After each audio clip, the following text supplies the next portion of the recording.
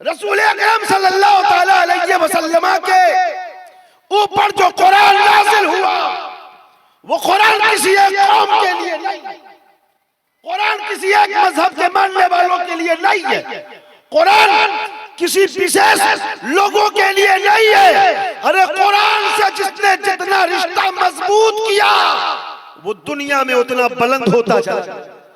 कि मकसद इसका है, मकसद ये है कि 9 हुफ्फाज़े किराम के सर पर दस्तारे हिफ्ज़ बांधा जाएगा, उनके सर पर दस्तार बांधा जाएगा जिन्होंने मुकम्मल 30 पारे अपने सीने में महफूज कर लिया है। सुभान अल्लाह। हम में का कोई 80 साल का आदमी नमाज तो पढ़ता है मगर कुरान पढ़ना नहीं आता, और नमाज तब तक काबिले कबूल नहीं होती जब तक कुरान पढ़ना ना आ जाए। अल्लाह कबूल करने वाला है, ये कुदरत उसकी कुदरत पे मौकूफ है। वो चाहता है तो गुनहगारों के खताओं को एक लम्हे में माफ कर देता है, और नहीं चाहता तो बड़े बड़े आबिदों को भी, बड़े बड़े जाहिदों को भी, बड़े बड़े सूफियों को भी उसने नहीं माफ करना चाहा तो नहीं माफ किया। हजरत मोहतरम, कुरान की तालीम बहुत जरूरी है, न कि सिर्फ मुसल्ले इमामत पर फायज होने के। कुरान की तालीम बहुत जरूरी इसलिए नहीं है कि मदरसे में बच्चों को पढ़ाया जाए।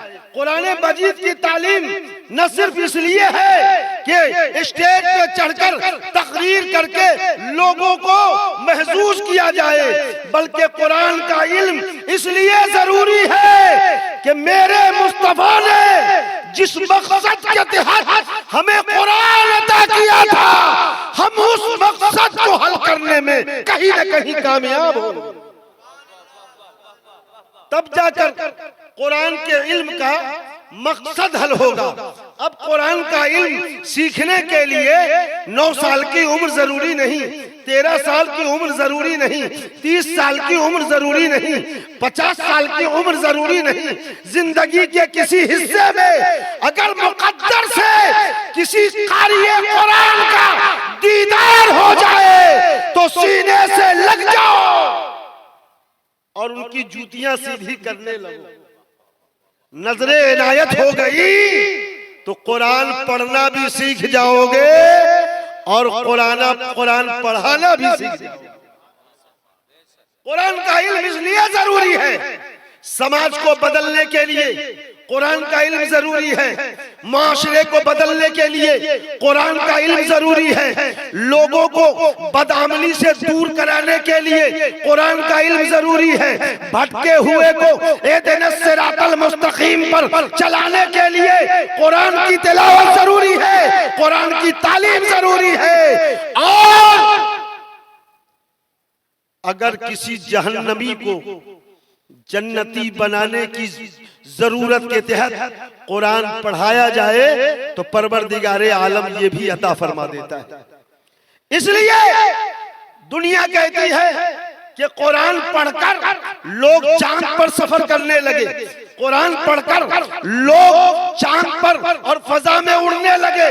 जो कौम कहती है कुरान मेरा है, तवज्जो चाहूंगा, जो कौम कहती है कुरान मेरा है, कुरान कहता है कि मैं किसी के बाप की जागीर नहीं हूं, कुरान कहता है मैं तो रसूल अकरम का गुलाम। रसूल अकरम सल्लल्लाहु ताला अलैहि वसल्लम के ऊपर जो कुरान नाज़िल हुआ वो कुरान किसी एक कौम के लिए नहीं, कुरान किसी एक मजहब के मानने वालों के लिए नहीं है, कुरान किसी विशेष लोगों के लिए नहीं है। अरे कुरान से जिसने जितना रिश्ता मजबूत किया वो दुनिया में उतना बुलंद होता चला, और दुनिया ही में नहीं, कुरान से जिसका रिश्ता मजबूत हो गया वो आखिरत भी बुलंद कर लिया।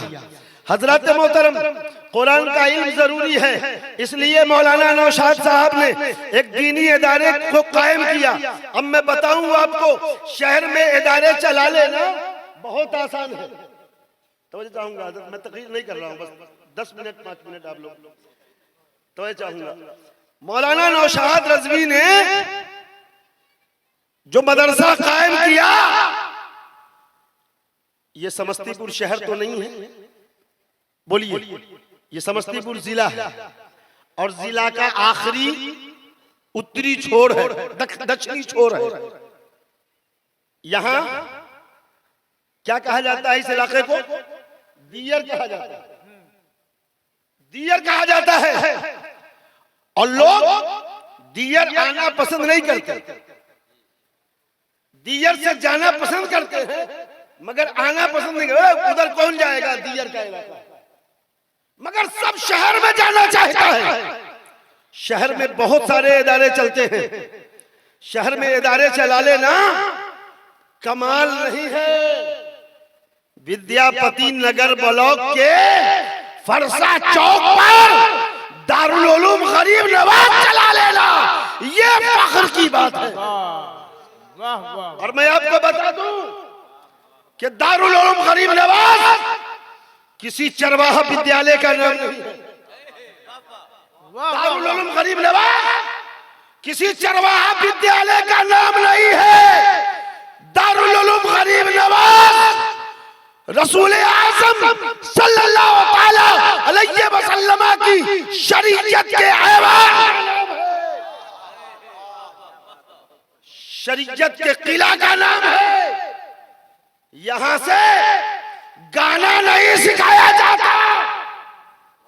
कोई और इदारा होगा जहां से गाना सिखाया जाता है। यहां तो ऐसा इदारा है जहां गौस का दीवाना बनाया जाता है। यहाँ तो ख्वाजा का दीवाना बनाया जाता है, यहाँ तो मखदूम अशरफ जहांगीर सिन्नानी का दीवाना बनाया जाता है, यहाँ तो मखदूमुल मुल्क मखदूम बिहारी का दीवाना बनाया जाता है, यहाँ तो सरकारे सुल्काही का दीवाना बनाया जाता है, यहाँ तो सरकारे चांदपुर फतेह का दीवाना बनाया जाता है, यहाँ तो हुजूर तबीबे मिल्लत का दीवाना बनाया जाता है। ए लोगों, ये इदारा अगर कायम हुआ तो उस वक्त से लेकर अब तक न जाने कितने हुफ्फाज पैदा हो गए, सुभान अल्लाह। और कहा जाता है जंगल ही में मंगल होता, जंगल ही में मंगल है। तो मौलाना नौशाद साहब जंगल में मंगल पैदा कर दिए, सैकड़ों हुफ्फाज़े किराम पैदा हो गए, और एक हाफिज़े कुरान का पैदा हो जाना ये मामूली बात नहीं है मियां। एक हाफिज़े कुरान का पैदा होने से एक मुआशरे में तब्दीली पैदा हो। अगर मुआशरे में नहीं तो एक खानदान में जरूर तब्दीली पैदा हो जाती है। बाप अगर शराब पीने वाला है तो हाफिज़े कुरान बेटा कहेगा अब्बा हुजूर मैं आपके साथ नहीं खा सकता, मैं आपके साथ नहीं बैठ सकता, मैं आपके साथ नहीं पी सकता। बेटा मैंने तुझे पैदा किया, मैंने तेरी परवरिश की, मैंने तेरी पर्दाख्त की, मैंने तुझे पढ़ाया, मैंने तुझे हाफिज बनाया। आज तुम मुझसे कहते हो कि तुम आप मेरे लायक नहीं, आप मेरे साथ नहीं उठते बैठते, आप मेरे साथ खा पी नहीं सकते, ऐसा क्यों? कहा अब्बा हुजूर अगर मुझे जब किसी गैरेज का मैकेनिक बना दिया होता तो शायद मैं भी दुनियादार हो गया होता। अगर मुझे ऑटो ड्राइवर बना दिया होता तो मैं भी किसी ऑटो रिक्शे का ड्राइवर होकर भाड़े पे गाड़ी चला रहा होता। मगर आपका एहसान है कि आपने मुझे ड्राइवर नहीं बनाया बल्कि मदरसा गरीब नवाज भेजकर कौम का इमाम बना दिया। अब अगर कौम की इमामत का ताज मेरे सर पे बंधवा ही दिया है तो इसका आगाज मैं अपने घर से करना चाहता हूँ। कह दो सुभान अल्लाह। इसका आगाज मैं अपने घर से करना चाहता हूँ। अब्बा हुजूर तौबा कर लीजिए, तौबा कर लीजिए ताकि जमाना कहे कि एक शराबी बाप को एक हाफिज़े कुरान की बरकत से अल्लाह ने सच्ची तौबा की तौफीक दे दी। और जब मैं चलूंगा तो लोग कहेंगे कि ये वो हाफिज़े कुरान है जिसने दर्स का आगाज सबसे पहले अपने घर से किया है। जिसने इल्म का इस्तेमाल सबसे पहले अपने घर वाले पर किया है। हजरत मोहतरम, जब एक बेटा हाफिज कुरान होता है तो माँ भी गलत गाने से बचती है, माँ भी गलत काम से बचती है कि मेरा बेटा क्या कहेगा। वो हाफिज कुरान है, 30 पारे लेकर आया है। एक बहन अगर बगैर दुपट्टे के बाहर निकलती थी तो अब बहन को गैरत आएगी कि जिसके सर पर ताज हिफ्ज बांध दिया गया, मैं उस हाफिज की बहन होने की हैसियत से अगर मैं चलूंगी बगैर दुपट्टे के तो जमाने की औरतें कहेंगी कि तू कैसी बदनसीब है कि तेरा भाई हाफिज कुरान हो गया और तू बगैर दुपट्टे के चल रही है, बगैर हिजाब के चल रही है, बगैर नकाब के चल रही है। तो बताओ कि घर में चेंजिंग आई कि नहीं? और जब घर में चेंजिंग आएगी तो पड़ोस वाले भी आपके घर के माहौल से इबरत हासिल करेंगे, तो पड़ोसी भी आपका अल्लाह चाहे हाफिज कुरान की बरकत से दीनदार बन जाएगा। और जब वो दीनदार बन जाएगा तो एक नए समाज की तामीर होगी, एक नए माहौल में आप जिंदगी गुजारेंगे कि नहीं। मैं ये नहीं जानता कि कौन तालीम बेहतर है और कौन बेहतर नहीं, मगर मैं ये जरूर कहूंगा कि दुनिया की किसी भी तालीम को हासिल करो, आपको हक है। अंग्रेजी नहीं पढ़ोगे तो आज के जमाने में आप जी नहीं सकते, हिंदी नहीं पढ़ोगे तो ये आपकी मादरी जबान है, हिंदुस्तान की जान है, हिंदुस्तान की शान है। हिंदी आपको पढ़ना भी पड़ेगा, बोलना भी पड़ेगा।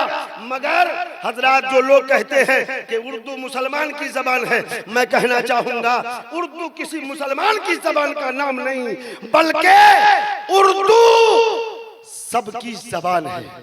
इसलिए कि वो सबसे प्यारी है, वो सबसे दुलारी है, वो सबसे निराली है।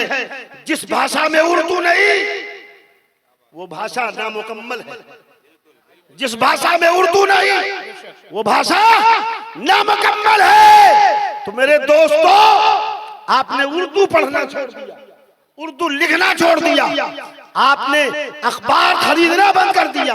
उर्दू का फरोग कैसे होगा? उर्दू की बहबूद कैसे होगी? उर्दू की फलाह कैसे होगी? इसलिए जहां आपके बच्चे हाफिज कुरान बन रहे हैं वहीं आपके बच्चे उर्दू दा भी बन रहे हैं। ये तो कमाल की बात है। वो स्टेज पर चढ़ेगा तो किसी भी बोलने वाले से बेहतर इसलिए बोलेगा कि उसके सीने में कुरान छुपा हुआ है। कुरान मुअज्जज़ है, कुरान का एजाज है कि कुरान जब बोलता है तो सर चढ़कर बोलता है। ये कुरान का एजाज है। इसलिए मैं गुजारिश करूंगा कि आप इस मदरसे से जितना अब तक जुड़े थे उससे ज्यादा करीब होने की जरूरत है। तिनका चुन के मौलाना नौशाद साहब ने एक छोटी सी इमारत बनाई। अगर कोई आलिम दीन के फरोग के लिए, शरीयत मुस्तफा के ऐवान के लिए, शरीयत मुस्तफा के किले के लिए दर दर भटक कर चंद पैसे आपसे मांगकर अकेले दम पर जब इतना कुछ कर सकता है तो जमाना साथ लग जाएगा तो एक कट्ठा नहीं 1 बीघा जमीन भी खरीदी जा सकती है। अगर जमीन हो तो मौलाना नौशाद मेमारे कौम मिल्लत बन गए। वो बिल्डिंग खड़ी कर देते, जैसे भी हो, जिससे भी मांगना पड़े वो मांग लेते। मगर जमीन की कमी लग रही है कि नहीं आपको? अरे बोलिए ना भाई, लग रही है कि नहीं लग रही है? लग रही है ना? किसी भी इदारे के लिए जमीन की जरूरत होती है और जमीन नहीं होती तो मकान कहाँ बनेगा? मकान नहीं बनेगा, बच्चे कहाँ रहेंगे? आज के डेट में सबसे बड़ी जरूरत है। तो आज तक आपके पास दस्तारे हिफ्ज के नाम पर मौलाना नौशाद मांग रहे थे, आपने दिया, दिल खोल कर दिया, वरना स्टेज नहीं सजता, उलमा नहीं आते, ये मजमा नहीं होता, ये कुर्सियां नहीं लगती, ये शोरा नहीं आते, सामाइन नहीं आते, इलाके में चर्चा नहीं होता, जलसा नहीं होता, आज की रात सुहानी नहीं होती। आज की रात सुहानी नहीं होती। ये आपका एहसान है कि आपने दिल खोल कर दिया। मगर कभी मौलाना नौशाद जमीन के लिए भी आपसे मुतालबा करें तो मियाँ आपको उसमें बढ़ चढ़ कर हिस्सा ले लेना चाहिए। लेंगे ना? हाथ उठा के जरा बता दीजिए। ये चंद लोग हैं, सब लोगों का हाथ क्यों नहीं उठ रहा है भाई? अरे कोई 1 लाख देगा इंशाअल्लाह। नारे तकबीर, नारे रिसालत। पीछे वाले आदमी सोच रहे हैं ना कि कोई बड़का मौलाना आएगा तो आवाज को बचा के रखना है, बाद में लगाएंगे। दम लगाना पड़ता है हजरात मोहतरम, दम शुरू से ही लगना चाहिए, तब जाकर माहौल बनेगा। अगर आवाज दी जाए आपको तो आप हुजूर हाफिज मिल्लत की सुन्नत अदा कर लीजिए। आवाज दी जाए आपको तो हुजूर मुजाहिद मिल्लत की सुन्नत अदा कर लीजिए। अरे हुजूर मुजाहिद मिल्लत ने सरकारे उड़ीसा के नाम से कौन मशहूर है मियाँ? हुजूर मुजाहिद मिल्लत हैं, जिनके पास 1-2 कट्ठा जमीन नहीं, 300 बीघे जमीन को रसूले पाक के घर के नाम पर वक्फ कर दिया। 300 बीघा जमीन के मालिक थे हुजूर मुजाहिद मिल्लत। उन्होंने कहा कि अगर जमीन मेरी रहेगी तो मेरा घर बनेगा, और जमीन अगर आका के हवाले कर दिया तो आका का घर भी बनेगा, आका का दर भी बनेगा। और आज देखो पूरे हिंदुस्तान में सरकारे उड़ीसा हुजूर मुजाहिद मिल्लत है। सुभान अल्लाह। हुजूर हाफिज मिल्लत अलजामियतुल अशरफिया मुबारकपुर यूनिवर्सिटी कहलाती है ना आज, वो फकत मिसबाहुल उलूम था। 1-2 कट्ठे में वो इदारा था, 1-2 कट्ठे में इदारा था। मगर मुहद्दिसे मुरादाबादी पर कुर्बान जाओ, उनकी आज़्म पर कुर्बान, उनके आज़्म पर कुर्बान जाओ, उनकी सच्ची नीयत पर कुर्बान जाओ। हजरात, जो सच्ची नीयत लेकर आगे बढ़ता है अल्लाह रब्बुल इज्जत उसे दिन दूनी रात चौगुनी नहीं, दिन 11वीं रात 12वीं तरक्की देता। आगे बढ़े थे मिसबाहुल उलूम लेकर, आगे बढ़े थे एक छोटा सा इदारा लेकर, मगर आगे बढ़े तो पीछे पलट के नहीं देखा, बढ़ते ही चले गए। लोग हजरत सोच रहे हैं कि हम लोग तो उतना पैसा दे नहीं पाएंगे, तो हाथ उठाकर हम क्यों वादा कर ले? वादा कर लेंगे तो फंस जाएंगे। हजरत, कोई 1 लाख देगा उसको भी उतना ही सवाब मिलेगा, और कोई 1 रुपया अपनी हैसियत के मुताबिक देगा, अल्लाह उसको भी उतना ही सवाब देगा। आपको मालूम नहीं, जब हुजूर हाफिज मिल्लत यूनिवर्सिटी के कयाम के लिए चंदा मांगने निकले, पहले तो जमीन की बात आई। लोग कहते हैं ना कि ये हिंदू है, ये मुसलमान है, ये अगड़ा है, ये पिछड़ा है, ये ऊंच है, ये नीच है। हुजूर हाफिज मिल्लत की अदा पे कुर्बान जाओ कि हाफिज मिल्लत निकले तो एक पंडित जी के घर गए और कहा मैं एक बड़ा इदारा बनाना चाहता हूँ, आप जमीन पैसे से दे दीजिए। तो पंडित जी ने कहा कि जब इदारा बनाना है तो वो सिर्फ आपके काम का नहीं होगा, मेरे भी काम का होगा। सुभान अल्लाह, सुभान अल्लाह। पैसा नहीं चाहिए, पैसा नहीं चाहिए, फ्री में चलिए, जितनी जमीन है सब आपको दे देगा। और आज सैकड़ों बीघे में Aljamiatul Ashrafia Arabic college, Arabic university के नाम से पूरी दुनिया में जानी और पहचानी जाती है। नारे तकबीर, नारे रिसालत। ये देखिए उलमाए किराम का नूरानी काफिला आ रहा है। हजरत मोहतरम, तो जब मेरे हाफिज मिल्लत मुबारकपुर के कस्बे में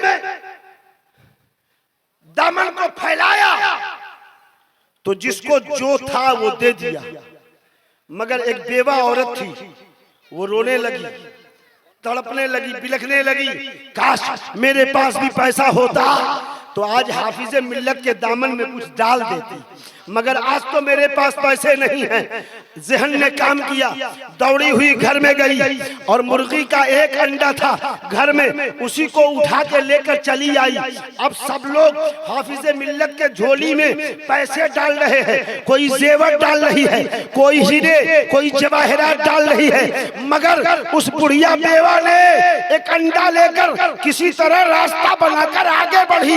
हुजूर हाफिज मिल्लत ने जब अंडा देखा तो मुस्कुराया, कहा माँ तेरे हाथ में क्या है? कहा कि हुजूर मुझे हाफिज मिल्लत, मेरे हाथ में पैसा नहीं है, मेरे हाथ में सोने और चांदी का जेवर नहीं है, मेरे हाथ में एक अंडा था मेरे घर में मुर्गी का, वही अंडा है, मैं इसे दारुल उलूम अल जामिअतुल अशरफिया यूनिवर्सिटी के क़याम में लगाना चाहता हूं। हुजूर हाफिज मिल्लत ने मुस्कुरा के आगे बढ़कर दामन को बढ़ा दिया और कहा कि ला दे, ये दुनिया भी गवाह बनेगी क़यामत के दिन तेरी मग़फ़िरत का, ये दुनिया भी गवाह बनेगी। अल्लाह दिल देखता है, दल नहीं देखता। अल्लाह दल नहीं देखता, दिल देखता है। अल आमालो बिन्नियात, आमाल का दारो मदार नियत पर है। हुजूर हाफिज मिल्लत ने अंडे को हाथ में लिया, हाथ को बुलंद किया और कहा, है कोई इस अंडे का खरीदार? तो मैं चाहूंगा एक लम्हे में गुफ्तगू खत्म कर रहा हूं। है कोई इस गरीब बेवा के अंडे का खरीदार? एक बढ़ा, दो बढ़ा, तीन बढ़ा, डाक की बोली लगने लगी। कोई 1000, कोई 2000, कोई 5000, कोई 10,000, कोई 50,000, कोई 1 लाख, कोई 1.5 लाख, कोई 2 लाख। हद तो हो गई कि मुर्गी के एक अंडे ने इतना कमाल कर दिया कि वो मुर्गी का एक अंडा 2.5 लाख में बिक गया। तसव्वुर करो आप, आज के 40 साल पहले, 50 साल पहले एक मुर्गी के अंडे की क्या कीमत रही होगी? बाबा लोग कहेंगे 4 आना, चच्चा कहेंगे 8 आना, भैया कहेंगे 1 रुपया, और बहुत होगा तो बबुआ कहेगा 5 रुपया। मगर अभी तो हम लोग 20 रुपया में खरीद के खा रहे हैं। नहीं भाई, देसी मुर्गी का अंडा 20 रुपया में। वो कमाल किया इतना कि 2.5 लाख में वो अंडा फरोख्त हो गया। उस जमाने का 2.5 लाख आज के डेट का 1 करोड़ से कम नहीं होगा। होगा? नहीं होगा। वो जिगर वाले लोग थे मियां कि जिन्होंने अंडा नहीं देखा था, अंडे से हुजूर हाफिज मिल्लत का हाथ मस हो गया था। निस्बत हो गई थी अंडे को। किससे? हुजूर हाफिज मिल्लत से। हुजूर मुहद्दिस मुरादाबादी से कहा, अंडा नहीं देखूंगा। पूछो आप उनसे कि खरीदने वालों, तुम्हें अंडे में क्या नजर आया? अंडा तो अंडा है, अंडे की कीमत उसकी कैसे हो सकती? वो कहेगा कि अकीदत की बात है, मोहब्बत की बात है, अकीदत की बात है मियां, मोहब्बत की बात है। हमने अंडा नहीं देखा, हमने मुबारक हाथ देखा। वो हाथ जो लग गया था अंडा से। मैंने अंडा नहीं देखा। अंडे की कीमत सोने से भी ज्यादा, हीरे से भी ज्यादा बढ़ गई, इसलिए मैंने ऊंची कीमत लगाकर उस अंडे का सौदा कर लिया। हजरत, जिसने उस अंडे का सौदा किया होगा, आज हजारों नहीं लाखों बच्चे वहां कुरान पढ़ रहे हैं, इल्मे दीने मुस्तफा पढ़ रहे हैं। यकीन मानो कि अंडा देने वाली उस बुढ़िया बेवा का भी भला हो गया और उसकी सारी नस्लें भी आबाद हो गई, उनके तमाम मुर्दों की मग़फ़िरत भी हो गई। इसलिए इस बात पर हमारा ईमान है। तो हजरत मोहतरम, कभी मौलाना नौशाद हाथ फैला दे जमीन के लिए तो ये ना देखना कि मेरी जमीन कम हो जाएगी, ये देखना कि दीने मुस्तफा की तालीम का मेयार कितना बुलंद हो गया है। जमीन होगी तो मकान होगा। इसलिए मैं आप सबसे गुजारिश करूंगा कि मौलाना नौशाद साहब का आप जितना साथ दे रहे हैं ये काबिल मुबारकबाद है आप, मगर उससे भी बढ़कर एक काम जरूर करना है आपको कि कहीं कुछ थोड़ी सी जमीन मिल जाए तो उसमें उनकी मदद कर दीजिएगा। तो आज 9 बच्चे का दस्तार बांधा जा रहा है। कल 9 से 19 बच्चे हो जाएंगे, 19 से 50 बच्चे हो जाएंगे। और अगर आज सिर्फ हाफिज की पढ़ाई हो रही है तो कल कारी की ही पढ़ाई होगी मुकम्मल, और कल कारी की पढ़ाई होगी तो परसों आलिम की भी पढ़ाई इंशाअल्लाह जरूर होगी। इसलिए आप काबिल मुबारकबाद हैं कि आपने इतना अच्छा जलसा सजाया, इतना अच्छा जलसा सजाया, इतने बड़े बड़े उलमा को बुलाए, आप चलकर उनके इस्तकबाल के लिए खुद तशरीफ लाए। आपका आना भी मुबारक हो और आपका इसमें खर्च करना भी मुबारक हो। अल्लाह तबारक व तआला हमें कुरान से मोहब्बत करने की तौफीक अता फरमा और कुरान पढ़ने वालों से मोहब्बत करने की तौफीक अता फरमा, कुरान पढ़ाने वालों से मोहब्बत करने की तौफीक अता फरमा। हजरात, अगर ये हुफ्फाज पैदा न होते तो तरावी के मुसल्ले पे खड़ा कौन होता? आप किसकी इक़्तिदा में नबी की सुन्नत को अदा करते? रमजानुल मुबारक के मुकद्दस महीने में कुरान कैसे सुनते? आज तो नौशाद साहब का एहसान है आपके बच्चों पर और आप पर कि उन्होंने कौम का इमाम बनाकर हाफिज कुरान की सूरत में मुसल्ले तरावीह पे खड़ा कर दिया है। तो हजरात, ये बहुत बड़ी बात है। अल्लाह तबारक व तआला हम सबको कहने से ज्यादा, सुनने से ज्यादा अमले खैर की तौफीक अता फरमा और दारुल उलूम गरीब नवाज को दिन 11वीं रात 12वीं तरक्की अता फरमा। आमीन सुम्मा आमीन। व आखिरु दावाहुम अल्हम्दुलिल्लाह। अस्सलामु अलैकुम।